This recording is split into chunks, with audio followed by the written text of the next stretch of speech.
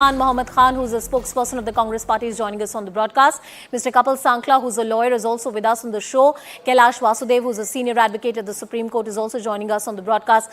Kapilji, I'll come to you first. What are your thoughts on these overarching changes that have been proposed by the union government?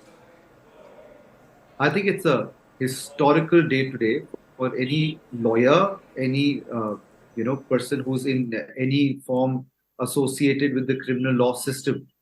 There are three major changes that have been done. They've been done under to the IPC, the Indian Penal Code, the CRPC, which takes care of the procedure on how investigations would take place and how the courts will proceed, and the Indian Evidence Act, where how the evidences would be looked into by the court and collected by the investigating officer is looked into.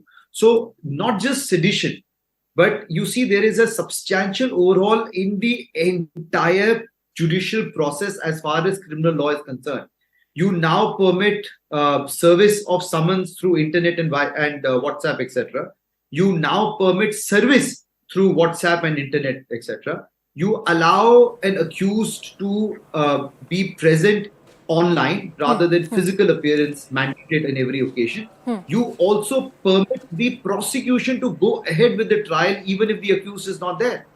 Because what would happen is that the accused, especially when it comes to heinous offences, etc., or where criminals, Peshawar criminals, what would happen is that they would vanish and the entire trial would come to a standstill. Or when there are multiple parties, one of the accused would vanish, making sure that the trial is stuck for next 3, 4, 5 years. So those are substantial changes that I see.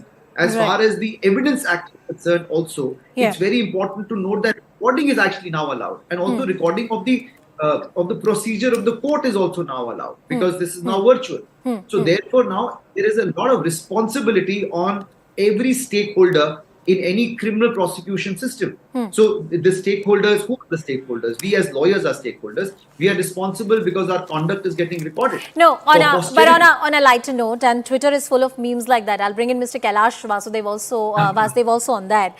I mean, we'd all have to mug up the Indian Penal Code yet again. Many people are arguing that good, you're making these substantial changes, but why do you want to overhaul everything? The entire jurisprudence, Supreme Court judgments, how the police and the courts and the trial courts and the magistrates and a local policeman on the street knows law, is because everybody knows what 302 is about, what 420 is about. If you overhaul everything, the common layman understanding of what law really is will go for a complete toss. Already the legal awareness in this country is already very, very low.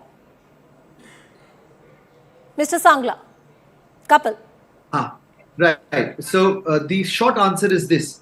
This was coming. It's been delayed for decades.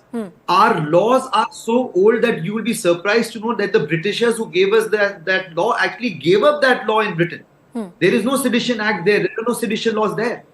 Now, you said something very importantly, that it is the vagueness of the law that creates discontent, disharmony and misuse. Yes. And it is high time that we bring in better laws, more specific laws, more pointed laws. Yes. Because you would otherwise let the police do whatever he wants to do. So that was a really good beginning. I like that. And that is why these laws need to be overhauled today. All right, Mr. Kailash Vasudev, before I take in a word from Mr. Sulaiman Mohammed as well, who's patiently listening to this discussion, much has been talked about the law of sedition, 124A. It must go away from the statute books. I think the Supreme Court said it, the law is in abeyance, it had to happen. But there is a different chapter, chapter 7, if I'm correct, that has been proposed that should replace, the offense of sedition. And this chapter talks about the offenses against the state, waging or attempting to wage a war against the country, conspiracy to commit offenses punishable by 145, concealing with intent to facilitate or design a wage war. Do you think that this is the right approach that has been taken by the union government, doing away with that vague section and further exhaustively trying to codify this? Good evening. Good evening. In the first instance, the sedition provisions should have been removed long back. Because we had parallel proceedings which are available, the Defence of India Act, the Defence of India rules. All these were available for those who were acting against the interest of the state. You are now amending it and slipping it in a different direction.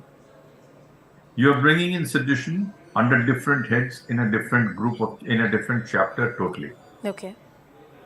But where do you say that these provisions are going to be honestly followed without causing any embarrassment to anybody?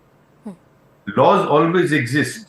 Laws will always exist, and laws will always change. That's the grundnorm of society. Yes, sir. It is, how do you implement them?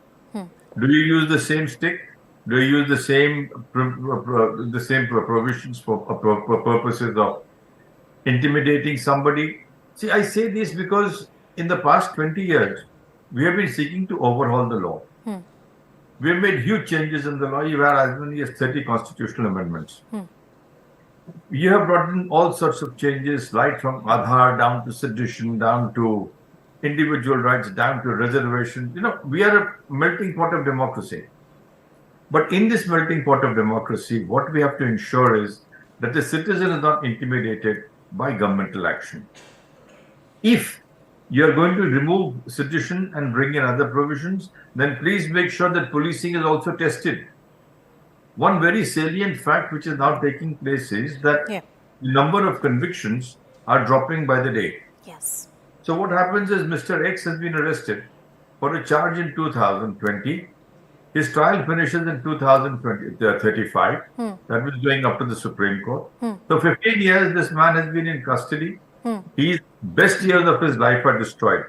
No, you're right. You're right. The process becomes the punishment, and now, this was finish your point. It is here that we have a suggestion which we see from courts in our daily practice. Yeah. If there is an acquittal based on a charge, the investigating officer who filed that case, the investigating process which took place must be tested. May not be by the court, but by the police itself. Because at the end of the day, the person who has been arrested, tried and acquitted, you've destroyed him. You may not have destroyed him from the No, that's